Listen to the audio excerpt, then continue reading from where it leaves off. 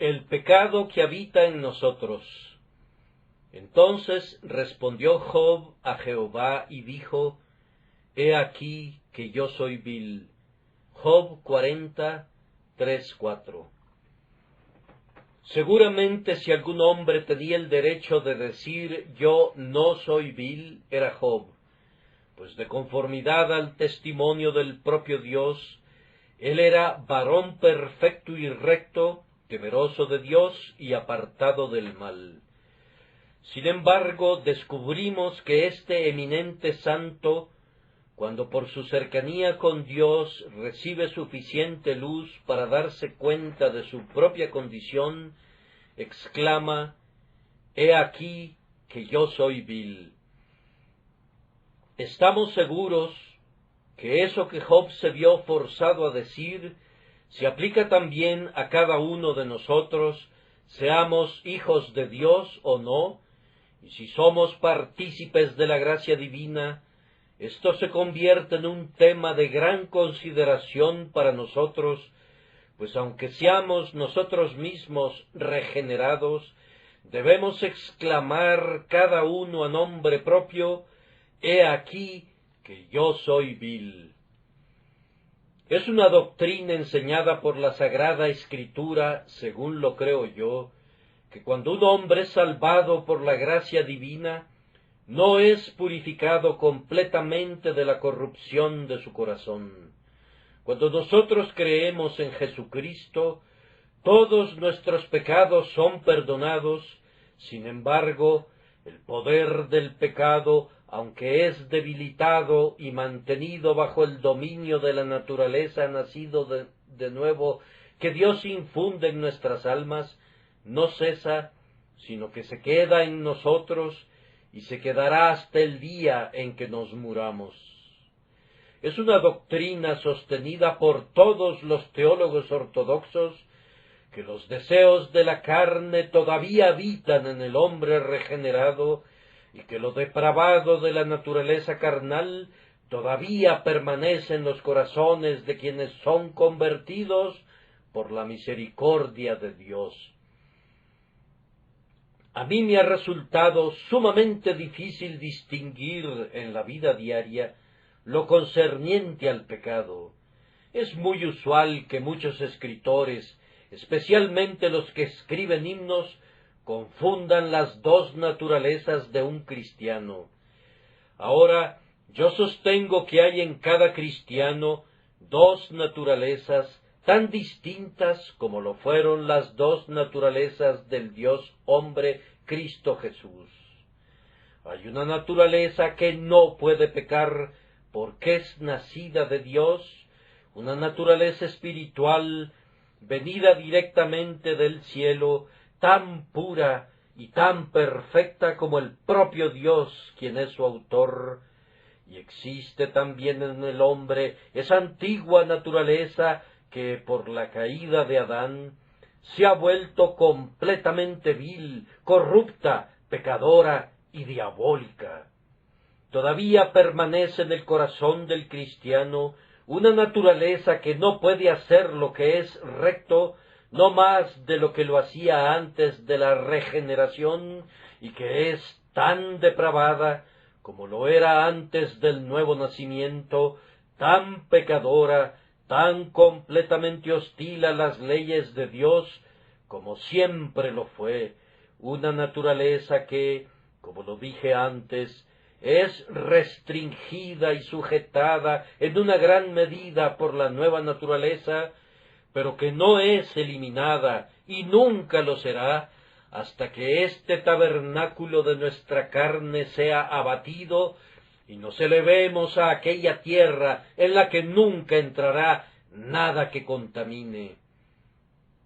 Mi trabajo esta mañana consistirá en decir algo acerca de esa naturaleza que todavía permanece en el hombre justo.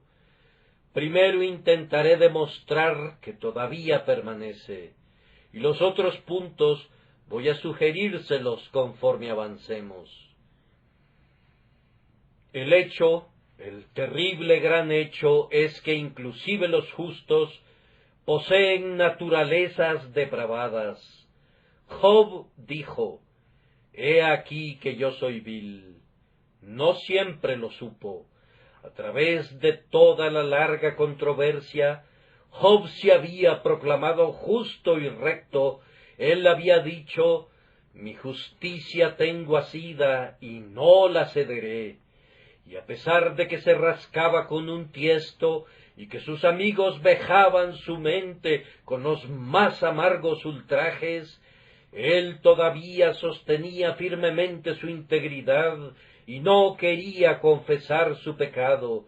Pero cuando Dios vino a argumentar con él, tan pronto como Job hubo escuchado la voz de Dios en el torbellino y oyó la pregunta, el juez de toda la tierra, ¿no ha de hacer lo que es justo?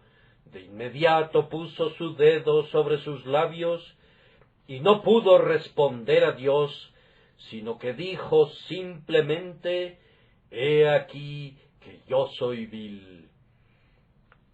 Posiblemente algunas personas puedan decir que Job era la excepción a la regla, y nos dirán que otros santos no tenían en ellos un motivo para una humillación así, pero nosotros les recordamos a David, y les sugerimos que lean el Salmo Penitencial 51, donde David declara que fue formado en iniquidad y que en pecado lo concibió su madre.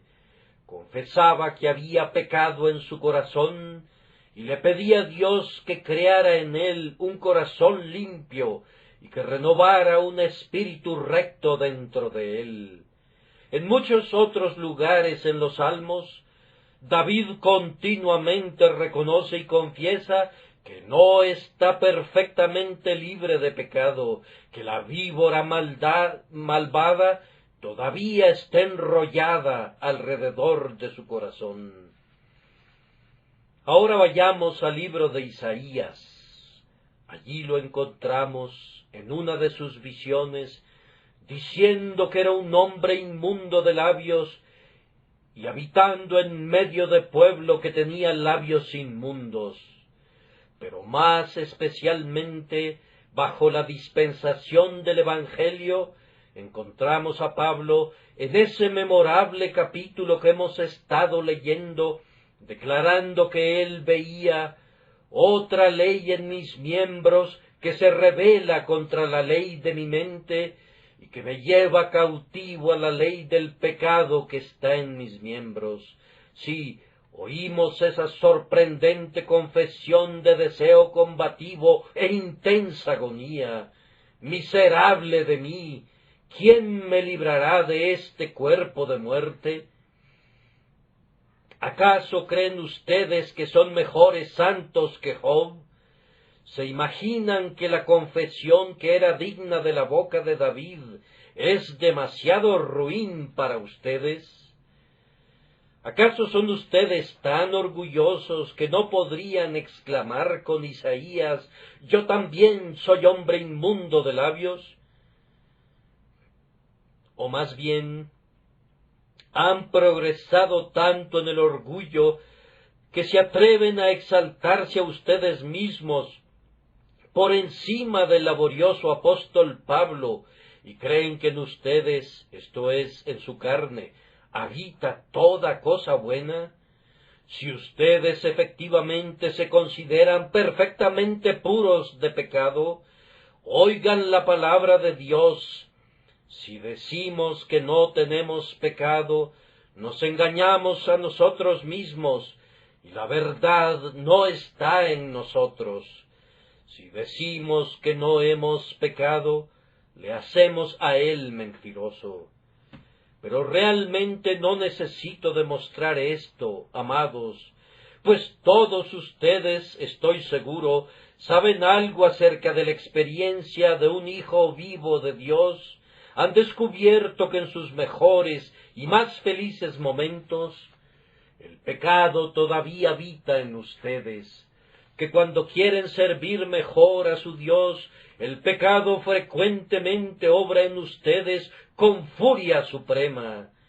Ha habido muchos santos de Dios que se han abstenido durante un tiempo de hacer cualquier cosa que han sabido que es pecado, pero sin embargo no ha habido uno solo que haya sido perfecto internamente.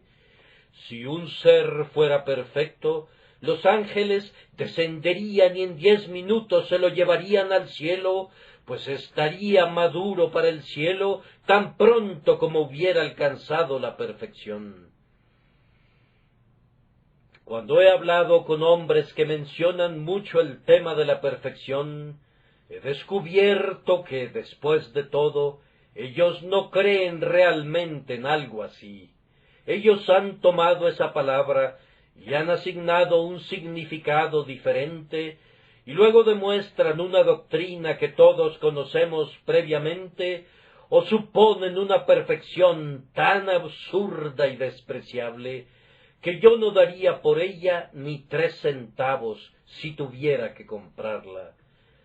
En muchos de ellos se trata de una falla de sus cerebros, creo yo, más bien que de sus corazones, y como dice John Berridge, Dios lavará sus cerebros antes de que lleguen al cielo. Pero ¿para qué me demoro demostrando esto cuando ustedes mismos cuentan con pruebas diarias?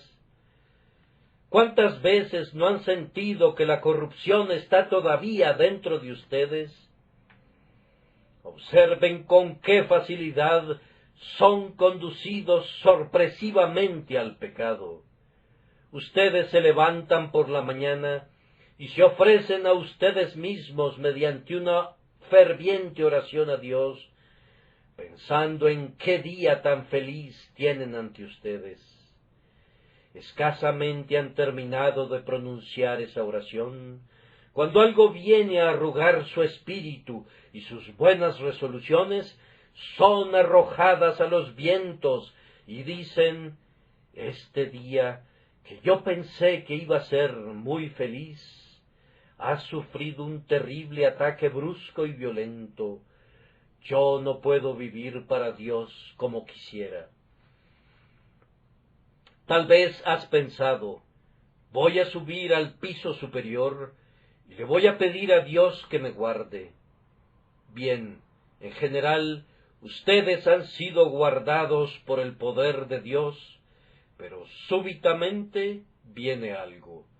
El mal carácter de pronto te ha sorprendido, tu corazón fue tomado por sorpresa cuando no esperabas un ataque, las puertas fueron abiertas de par en par y una expresión profana salió de tus labios y caíste de rodillas otra vez emprimado, exclamando, «He aquí que yo soy vil». He descubierto que tengo un algo en mi corazón que cuando he cerrado mis puertas con pasador y pensado que todo está seguro, se arrastra y corre los pasadores y deja entrar al pecado. Además, amados, aun cuando no son llevados sorpresivamente al pecado, encontrarán en su corazón una terrible tendencia al pecado que es muy poderosa para que puedan mantenerla a raya, diciéndole, hasta aquí llegarás, pero no pasarás. No, descubrirán que es más de lo que ustedes pueden controlar, a menos que un poder divino esté con ustedes y que la gracia que previene restrinja sus pasiones y prevenga que ustedes se entreguen a sus concupiscencias innatas.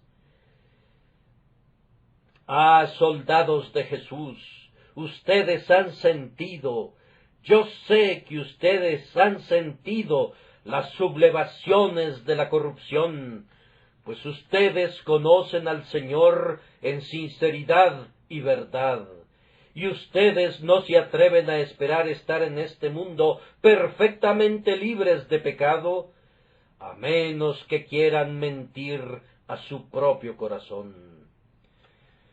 Habiendo expuesto ese hecho, debo simplemente hacer una observación acerca de él y proseguir. Cuán erróneo es de parte de cada uno de nosotros que excusemos nuestros pecados basándonos en el hecho de que poseemos corazones perversos.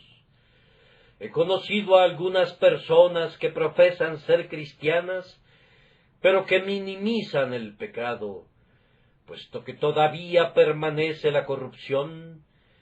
Ellas afirman que no pueden evitarlo. Tales personas no tienen parte visible ni porción en el pacto de Dios. El verdadero hijo amante de Dios, aunque sabe que el pecado está allí, odia ese pecado, es dolor y miseria para él, y nunca convierte la corrupción de su corazón en una excusa para la corrupción de su vida.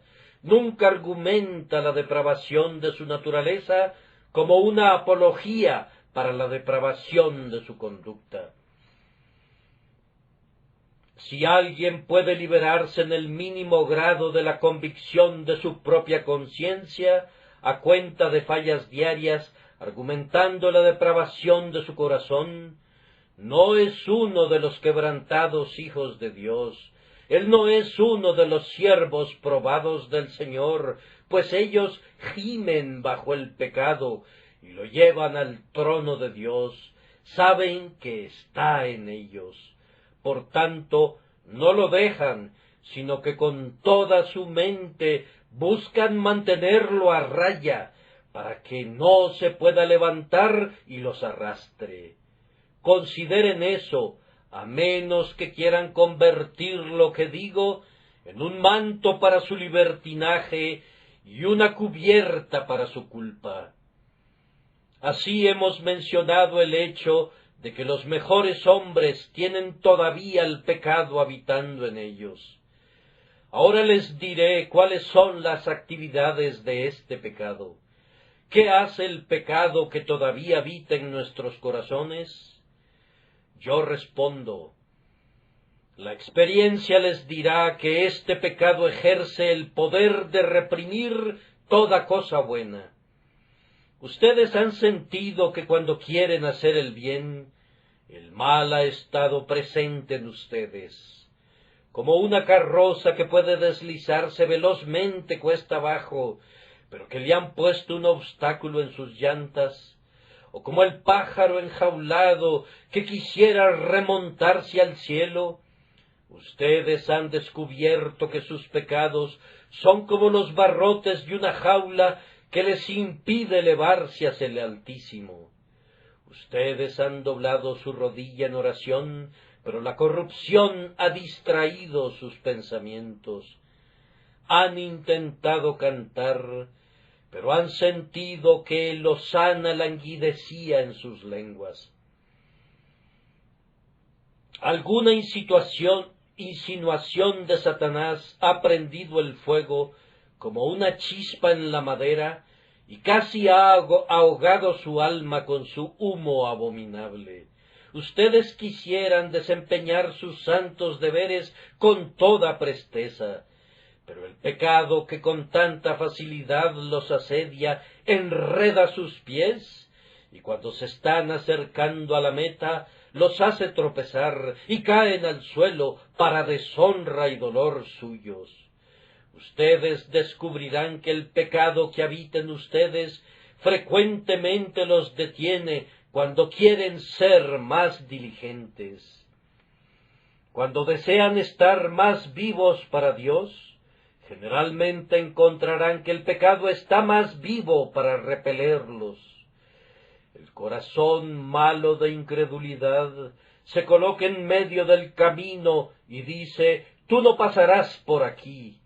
Y cuando el alma responde, quiero servir a Dios, adoraré hacia su santo templo, el corazón malo dice, vete a Dan y a Beer-seba e inclínate ante falsos dioses, pero tú no te dirigirás a Jerusalén, no te permitiré que contemples el rostro del Altísimo. A menudo han sentido que este es el caso.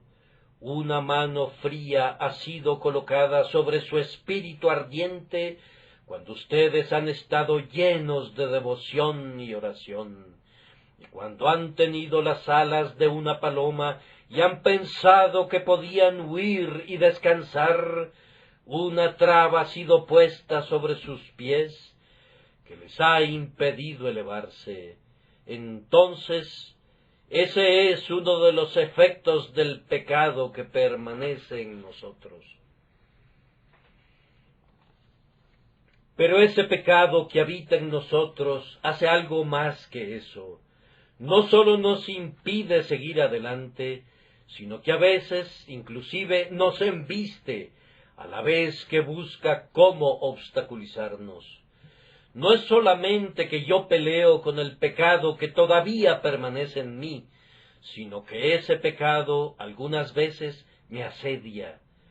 Ustedes verán que el apóstol dice: «Miserable de mí, ¿quién me librará de este cuerpo de muerte?».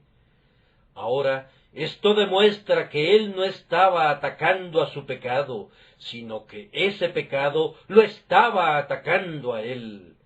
Yo no busco ser liberado de un hombre a quien yo he atacado, sino que es del hombre que se me opone de quien busco ser liberado.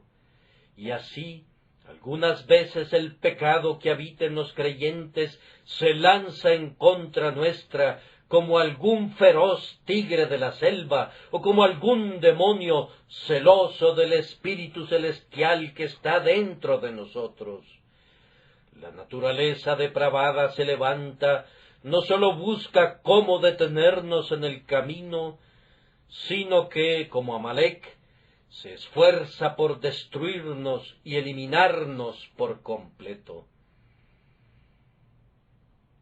¿Alguna vez sintieron, amados, los ataques del pecado innato? Pudiera suceder que ustedes no los tengan, y si es así, pueden estar seguros que los tendrán. Antes de que lleguen al cielo, ustedes serán atacados por el pecado. No se trata simplemente que ustedes saquen a los cananeos, sino que los cananeos, con sus carros de hierro, intentarán dominarlos y sacarlos de la tierra, y matar su naturaleza espiritual, y apagar la llama de su piedad, y aplastar la nueva vida que Dios ha implantado en ustedes. El corazón malo que todavía permanece en el cristiano, cuando no está obstruyendo o atacando, todavía reina y habita dentro de él. Mi corazón sigue siendo tan malo cuando ningún mal emana de él, como cuando todo es vileza en sus desarrollos externos.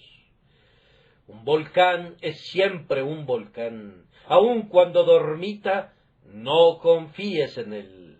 Un león es un león, aunque juegue como un cabrito, y una serpiente es una serpiente, aun cuando la puedas tocar por un momento mientras dormita. Aun hay veneno en su aguijón, cuando sus escamas azules invitan al ojo. Aunque mi corazón, por lo menos durante una hora, no haya tenido ningún mal pensamiento, es todavía malo. Si fuera posible que yo viviera durante días sin una sola tentación para pecar salida de mi propio corazón, sería todavía tan malo como antes.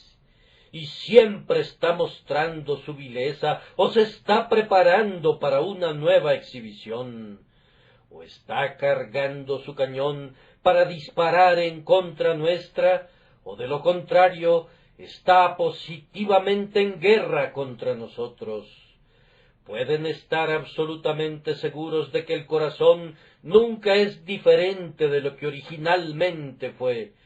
La naturaleza depravada es todavía depravada, y cuando no hay una hoguera, está amontonando la leña con la que va a arder en otro día. Está juntando algunos materiales de mis gozos, de mis devociones, de mi santidad y de todo lo que hago para atacarme en algún período futuro.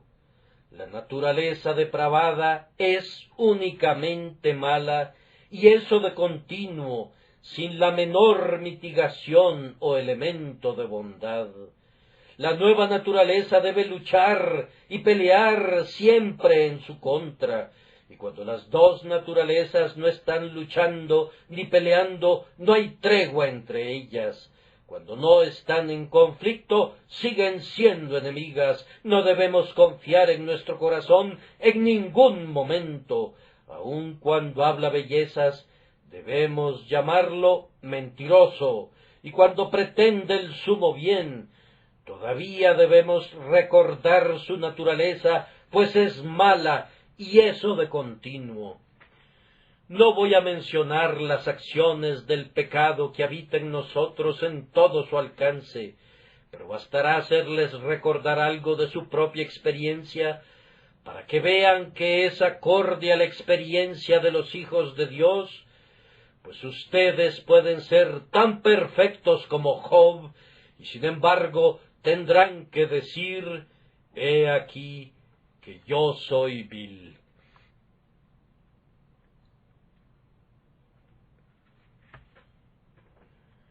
Habiendo mencionado las acciones del pecado que permanece, permítanme citar, en tercer lugar, el peligro en el que nos encontramos debido a esos malos corazones. Hay pocas personas que piensan qué cosa tan solemne es ser un cristiano. Adivino que no hay un creyente en el mundo que sepa qué milagro es ser conservado un creyente. Muy poco pensamos en los milagros que se están realizando alrededor nuestro. Vemos crecer las flores, pero nunca pensamos en el poder maravilloso que les da vida. Vemos brillar las estrellas, pero qué poco pensamos en la mano que las mueve. El sol nos alegra con su luz, pero casi no pensamos en los milagros que obra Dios para alimentar a ese sol con combustible, o para ceñirlo como un gigante para que recorra su ruta. Y vemos a los cristianos caminando en integridad y santidad, pero cuán poco sospechamos qué cúmulo de milagros hay en un cristiano. Hay un sinnúmero de milagros ejercidos sobre un cristiano cada día, tan numerosos como los cabellos de su cabeza. Un cristiano es un milagro perpetuo. Cada hora que soy preservado de pecar es una hora de un poder divino como el que vio a un recién nacido envuelto en pañales en su oscuridad y que oyó cuando alababan todas las estrellas del alba. ¿Acaso no has pensado nunca cuán grande es el peligro al que está expuesto el cristiano debido al pecado que habita en él? Vamos, déjame decírtelo.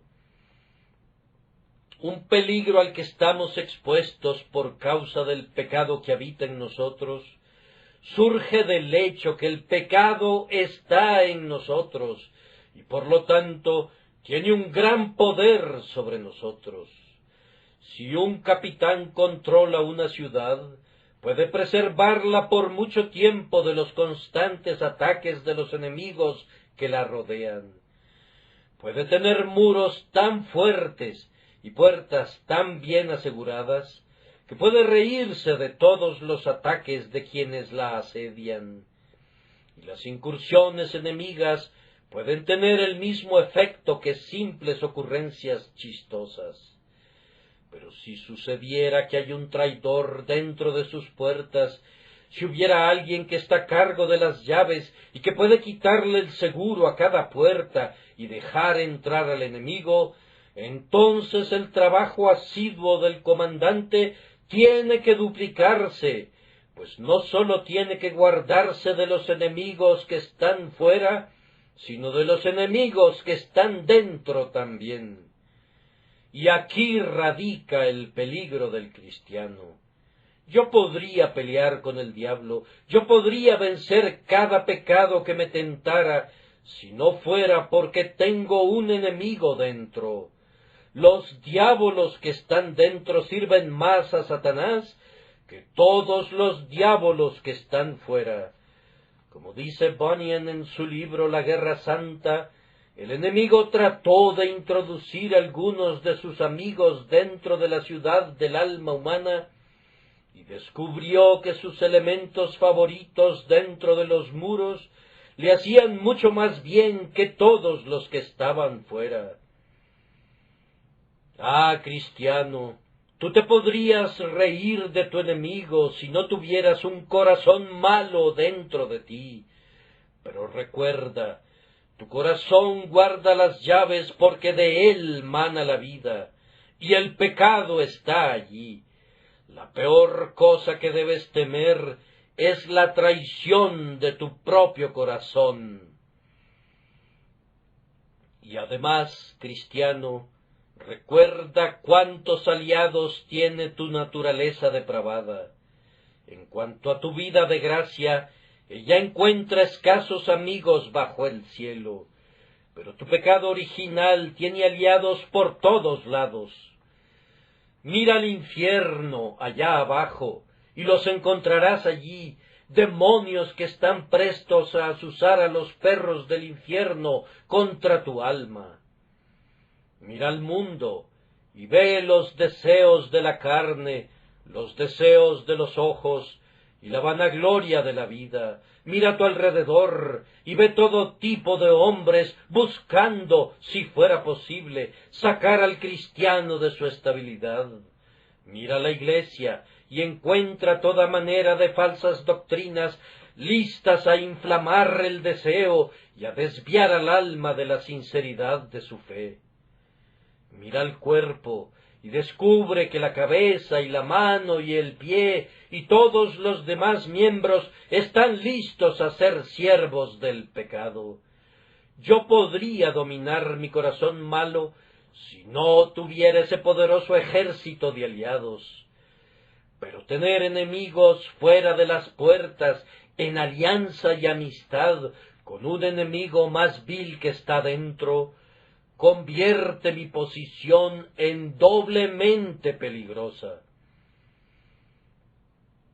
Y yo quisiera que recordaras, cristiano, una cosa más, y es que esta tu naturaleza depravada es muy fuerte y muy poderosa, más fuerte que la nueva naturaleza, si esa nueva naturaleza no estuviera sostenida por el poder divino. ¿Cuán vieja es mi vieja naturaleza? Es tan vieja como yo mismo, el santo anciano podría decir, y con la edad se ha vuelto más fuerte. Hay algo que raramente se vuelve más débil con la edad avanzada, y es el viejo Adán. Él es tan fuerte en su vejez como lo era en la juventud.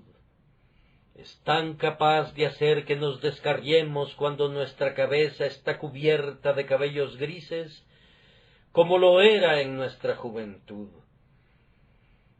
Hemos oído decir que crecer en la gracia disminuirá el poder de nuestra corrupción, pero yo he visto a muchos santos ancianos de Dios y les he hecho la pregunta y ellos han respondido no.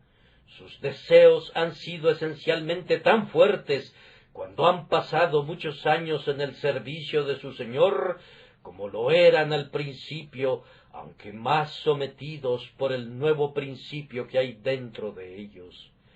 Lejos de volverse más débil, estoy firmemente convencido que el pecado aumenta en su poder.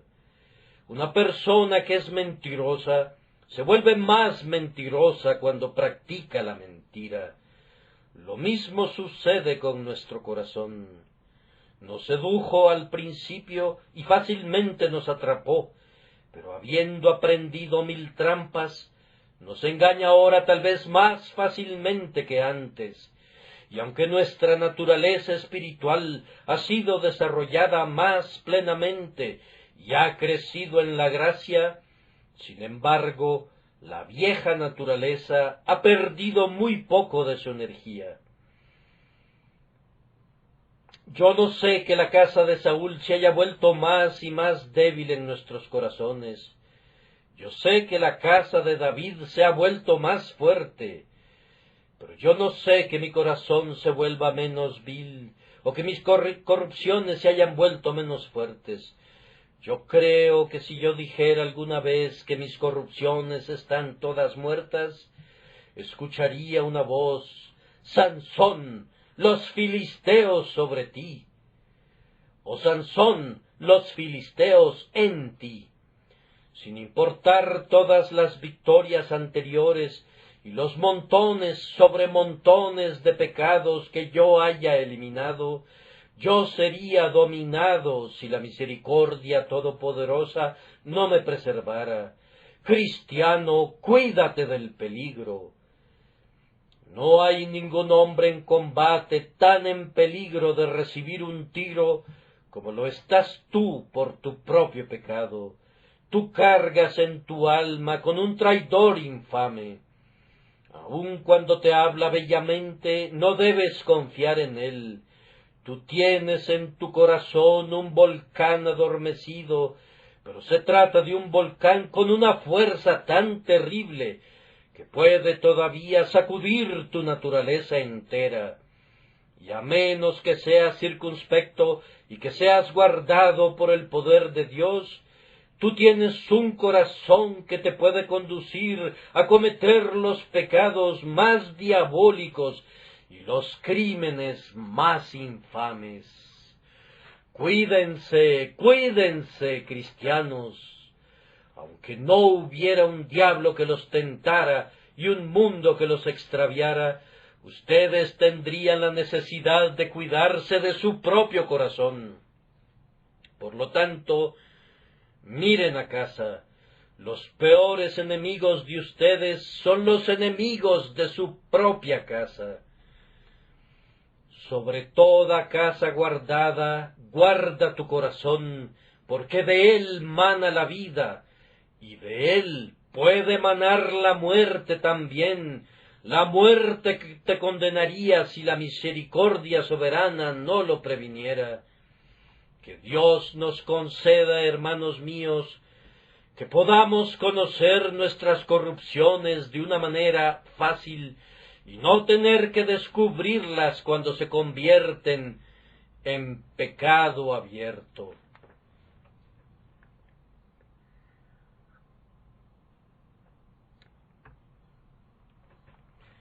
Y ahora llego al cuarto punto, que es el descubrimiento de nuestra corrupción.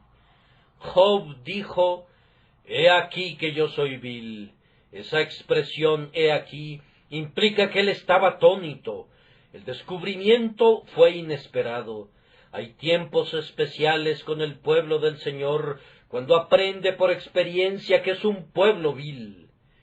Ellos escucharon al ministro cuando afirmaba el poder del deseo innato, pero tal vez sacudieron la cabeza diciendo: «No puedo ir tan lejos como eso». Pero después de muy poco tiempo descubrieron, por alguna luz más clara del cielo, que después de todo era verdad. «He aquí que yo soy vil». Yo recuerdo haber predicado hace poco tiempo sobre un texto profundo relativo al mal desesperado del corazón, y uno de mis amigos más estimados dijo: «Bien, yo no he descubierto eso». Y yo pensé para mí: «¡Qué bendición, hermano!». Yo hubiera deseado no haberlo descubierto, pues es una experiencia sumamente tremenda para experimentarla. Me atrevo a decir que hay muchas personas aquí presentes ahora que dicen: «Yo no confío en ninguna justicia propia, no confío en nada en el mundo, excepto en la sangre de Cristo, pero todavía no he descubierto la vileza de mi corazón de la manera que tú has mencionado». Tal vez no, hermano, pero no pasará mucho tiempo antes que tengas que descubrirla. Puedes tener un temperamento especial. Dios te ha preservado de todo contacto con tentaciones que hubieran revelado tus corrupciones, o tal vez le ha agradado, como una condescendencia de su gracia, por actos que has sido elegido para desempeñar para él, darte una vida apacible, de tal forma que no has sido sacudido por los tumultos de tu propia alma. Mas, sin embargo, déjame decirte que debes esperar encontrar en las más íntimas profundidades de tu corazón todavía una profundidad más baja. Que Dios te consuele y te capacite cuando salgas del horno, para estar más abajo que nunca en el escabel de la misericordia divina. Yo creo que nosotros generalmente descubrimos la mayor parte de nuestras fallas cuando tenemos el mayor acceso a Dios. Job no había tenido nunca el descubrimiento de Dios como el que tuvo en este momento. Dios le habló en el torbellino, y entonces Job dijo: yo soy vil. No es tanto cuando estamos abatidos o faltos de fe que conocemos nuestra vileza, descubrimos algo de ella en ese momento, pero no toda la verdad. Es cuando por la gracia de Dios somos ayudados a subir al monte, cuando nos acercamos a Dios y cuando Dios se nos revela a nosotros, que sentimos que no somos puros a sus ojos. Nosotros percibimos algunos destellos de su elevada majestad. Vemos el brillo de sus faldones oscuros, con luz insufrible, y después de haber sido deslumbrados por esa visión, viene una caída, como si, herida por la luz ardiente del sol, el águila se cayera desde sus grandes alturas y se estrellara contra el suelo. Lo mismo ocurre con el creyente. Él se eleva a Dios y súbitamente se viene al suelo. He aquí, dice, que yo soy vil. Nunca lo hubiera sabido si no hubiera visto a Dios. He aquí que yo lo he visto, y ahora descubro cuán vil soy. Nada muestra más la negrura como la exposición a la luz. Si yo quisiera ver la negrura de mi propio carácter, tengo que ponerla junto a la pureza sin mancha. Y cuando el Señor se agrada en darnos alguna visión especial de Él mismo, algún dulce intercambio con su propia persona bendita, entonces es cuando el alma aprende, como nunca lo supo antes, con una agonía que tal vez no sintió nunca antes, inclusive en su propia convicción de pecado: he aquí que yo soy vil.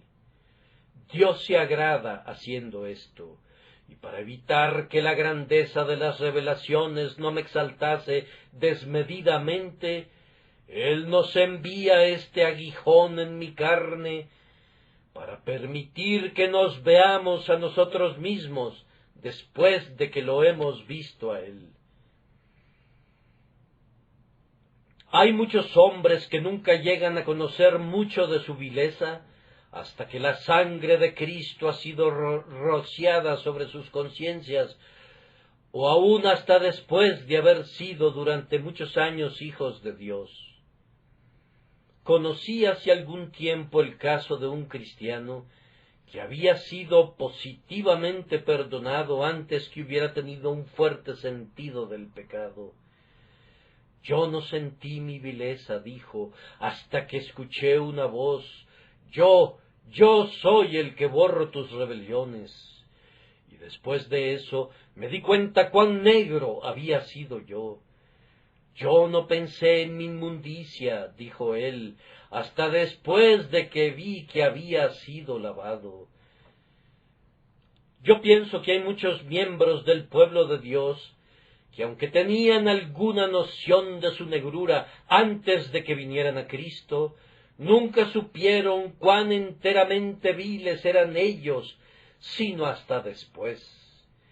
Ellos pensaron entonces: cuán grande debe haber sido mi pecado que necesitó a tal Salvador, cuán desesperada mi inmundicia que requirió de tal lavamiento.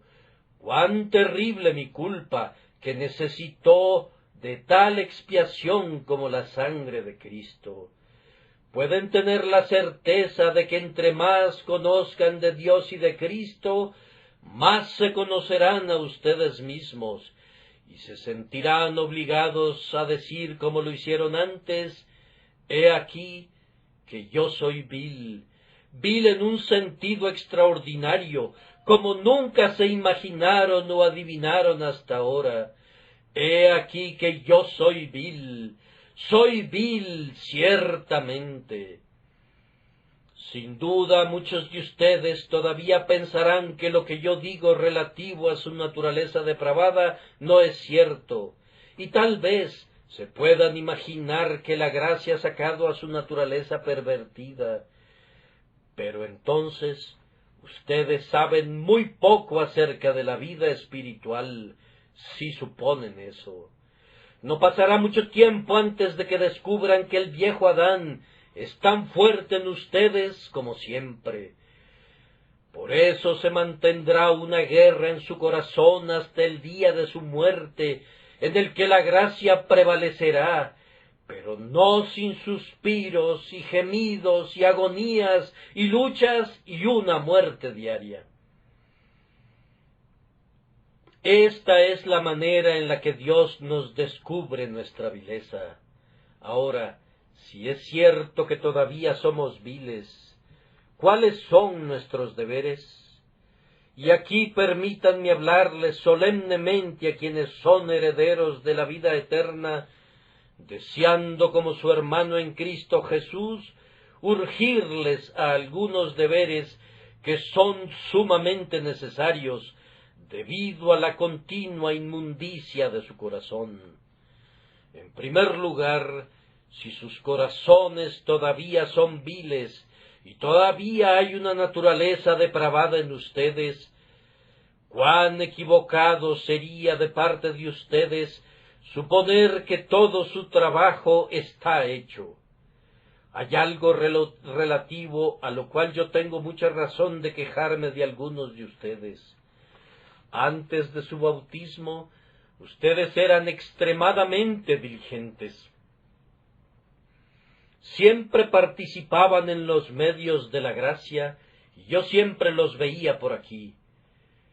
Pero hay algunos aquí presentes ahora, que tan pronto pasaron ese Rubicón, que dieron el paso decisivo, comenzaron a partir de ese momento a disminuir en celo, pensando que la obra estaba hecha. Yo les digo solemnemente que yo sé que hay algunos que eran personas de oración, cuidadosas, devotas, viviendo muy cerca y junto a su Dios, hasta que se unieron a la Iglesia. Pero desde ese momento en adelante, ustedes han declinado gradualmente.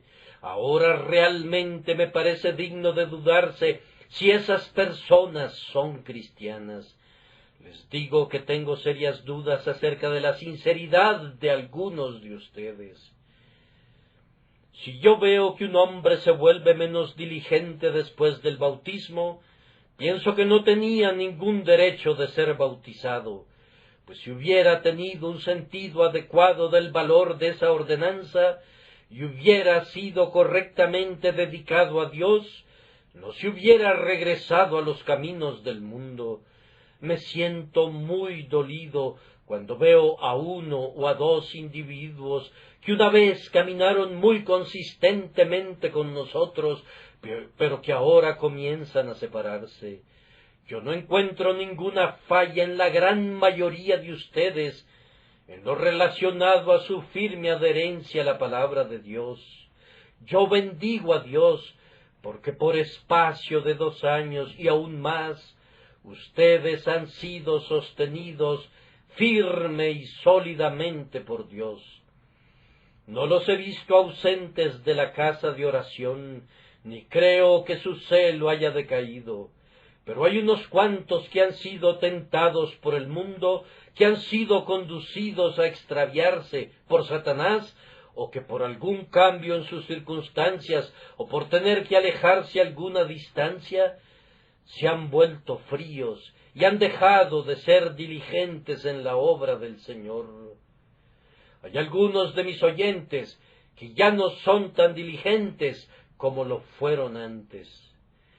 Queridos amigos míos, si ustedes conocieran la vileza de su corazón, verían la necesidad de ser tan diligentes ahora como una vez lo fueron. Oh, si cuando fueron convertidos su vieja naturaleza hubiera sido cortada, no habría necesidad de vigilancia ahora. Si todos sus deseos hubieran desaparecido por completo y toda la fuerza de la corrupción estuviera muerta en ustedes, no habría necesidad de perseverancia.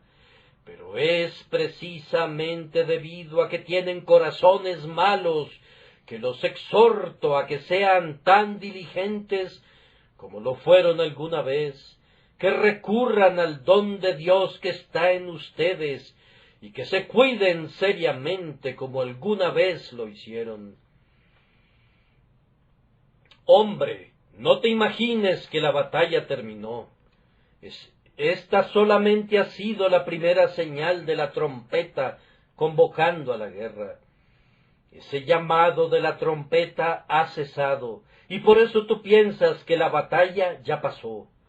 Yo te digo, no, la pelea apenas acaba de comenzar, los ejércitos apenas están avanzando, y tú te acabas de poner tu atuendo de guerra.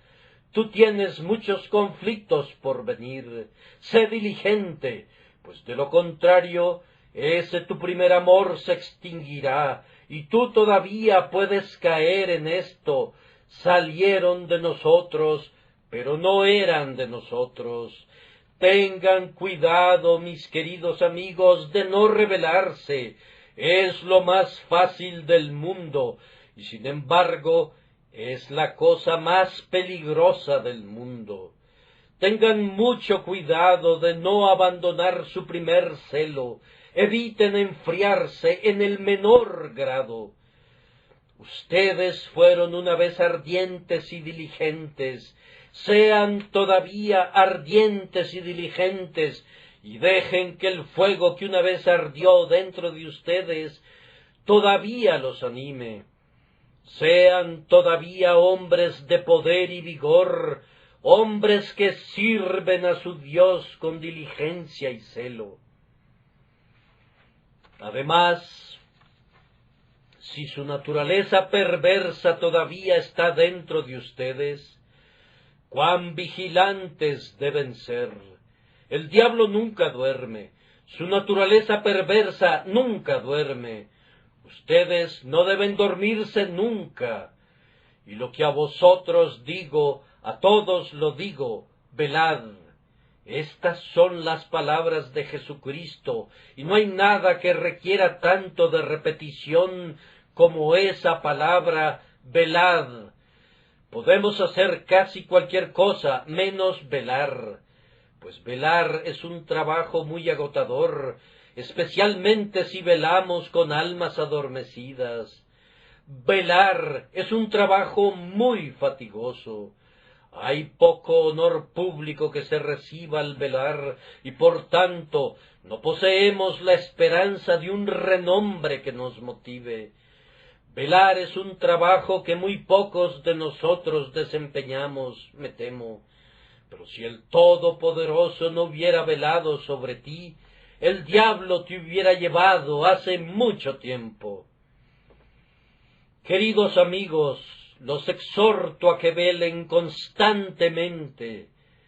Cuando la casa vecina se está incendiando, cuán rápidamente saltan de sus camas las personas, y si tienen líquidos combustibles, los sacan de los predios y velan, para que su casa no se convierta en una presa de ese elemento devorador. Ustedes tienen corrupción en su corazón.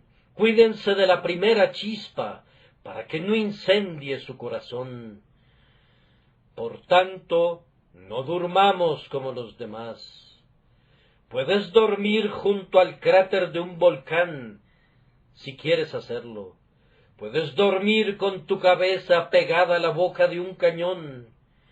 Puedes dormir, si te place, en medio de un terremoto o en una casa visitada por la peste. Pero yo te suplico, no te duermas mientras tengas un corazón malo. Vigilen sus corazones. Ustedes pueden pensar que son muy buenos, pero se convertirán en sus ruinas si la gracia no lo previene. Vigilen diariamente, vigilen perpetuamente, guárdense para que no pequen. Sobre todo, queridos hermanos míos, si sus corazones ciertamente están todavía llenos de vileza, cuán necesario es que nosotros todavía exhibamos fe en Dios. Si yo debo confiar en mi Dios al comenzar mi camino, debido a todas las dificultades que debo enfrentar, si esas dificultades no son disminuidas, debo confiar en Dios de la misma manera que lo hice antes. Oh, amados hermanos, entreguen sus corazones a Dios, no se vuelvan autosuficientes. La autosuficiencia es la red de Satanás que utiliza para cazar a los hombres como pobres peces insensatos y los destruye. No sean autosuficientes, considérense nada, pues no son nada, y vivan con la ayuda de Dios. La forma de crecer fuertes en Cristo es volviéndose débiles en ustedes. Dios no derrama ningún poder en el corazón del hombre hasta que no se haya vaciado de ese corazón todo el poder del hombre. Vivan entonces cada día una vida de dependencia de la gracia de Dios. No te constituyas tú mismo como si fueras un caballero independiente. No inicies tus propias actividades como si tú pudieras hacer todas las cosas por ti mismo. Pero vive siempre confiando en Dios. Tú tienes tanta necesidad de confiar en Él ahora como la has tenido siempre, pues fíjate bien, aunque tú hubieras sido condenado sin Cristo al principio, tú serás condenado sin Cristo ahora, a menos que Él todavía te guarde, pues tú tienes una naturaleza tan depravada ahora como la tenías antes. Muy amados hermanos, solo tengo que decir una palabra más, no a los santos, sino a los impíos, una palabra de aliento pecador, pobre pecador perdido. Tú piensas que no debes venir a Dios porque tú eres vil.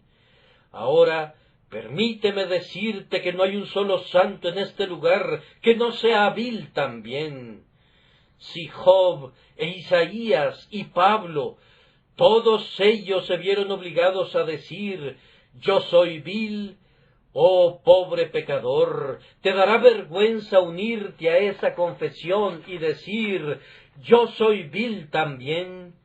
Si yo me acerco a Dios en oración hoy, cuando estoy de rodillas junto a mi cama, habré venido a Dios como un pecador vil y lleno de pecado.